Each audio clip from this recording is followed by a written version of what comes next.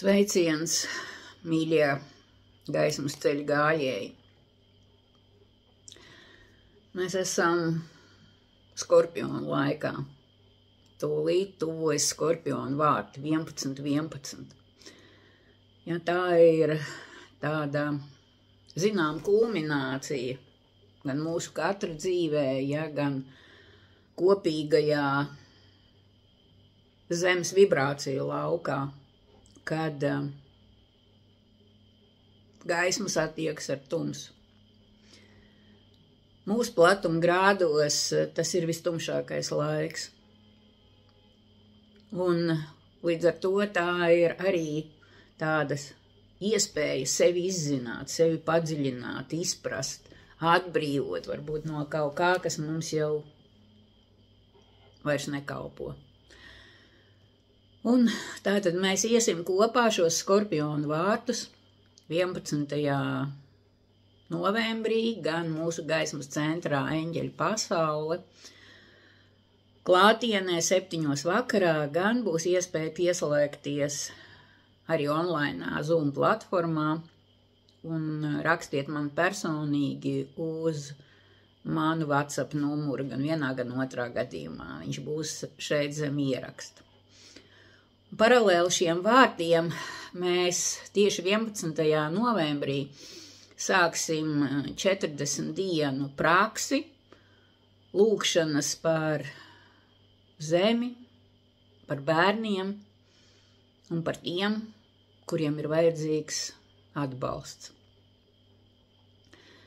Es domāju, ka jūs esat sajutuši, kad tieši šis bērnu jautājums šobrīd paceļas virspusē.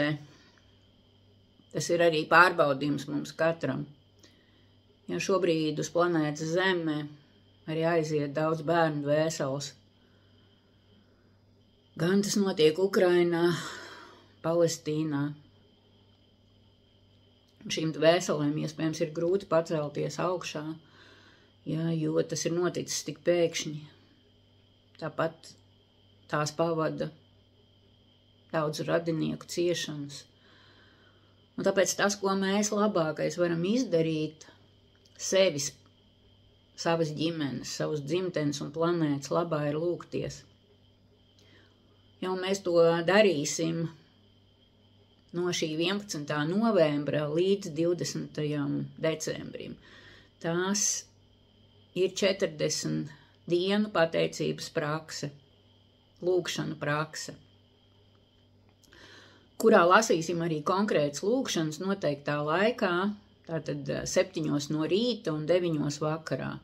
Jā, protams, lūkšanas var lasīt arī sev harmoniskā laikā, un jo vairāk mēs viņus lasīsim, jo mainīsies arī mūsu enerģētika, un līdz ar to arī vibrāciju lauks mums apkārt, mūsu ģimenē, Latvijā, planētā.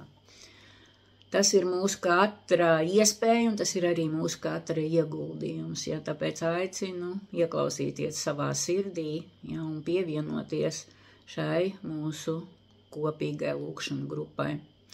Te mēs varēsim lūgt arī par kādiem konkrētiem cilvēkiem, ja, varbūt kādam ir sāsinājusi situācija vai veselība, emocijas, materiālais plāns, ja, un tātad šajā dienā mēs ieliekam šī cilvēka vārdu, uzvārdu un visu kopā arī iekļaujam savās lūkšanās.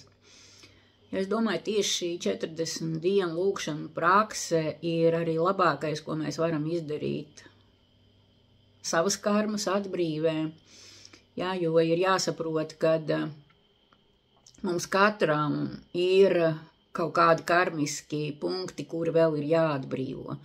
Ja, un ja mēs lūdzamies par citiem, mēs lūdzamies par bērniem, mēs lūdzamies par planētu Zeme, ja, arī tā ir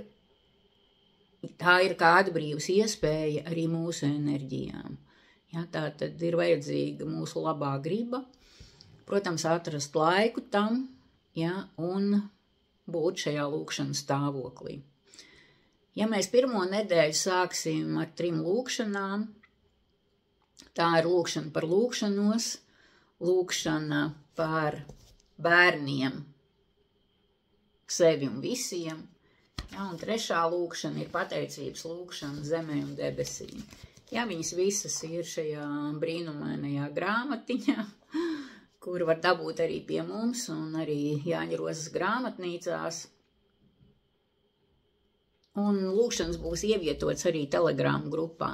Ja, šeit apakšā arī būs ieeja uz Telegram grupu, tā kā pievienojieties, darīsim to pašu labāko, ko varam. Zemes, savu bērnu un sevis paša labā. Ja, dalība šajā grupā ir brīvs ziedojums pēc jūsu iespējām, un aicinu arī jūs dalīties grupā ar savām sajūtām, kādas ir bijušas lūkšanu laikā, ar to, kas notiek jūsu dzīvē, kādas ir pārmaiņas. Tā kā būsim kopā savās sirdīs, savās lūkšanās šīs 40 tumšākās gada dienas. Jā, sanāk tieši līdz 20. decembrim, kas ir ziemas saulgrieži, un tad jau tumsa ar gaismu nostājas līdzsvarā un sākas gaismas uzvaras gājiens. Ja ar katru dienu gaismas kļūst vairāk. Pateicībā, pazemībā un par iespēju iet kopā ar katru no jums šo gaismas ceļu pie mūsu skaistās zemes, pie savas iekšējās mīlestības telpas. Nu ko, dodamies!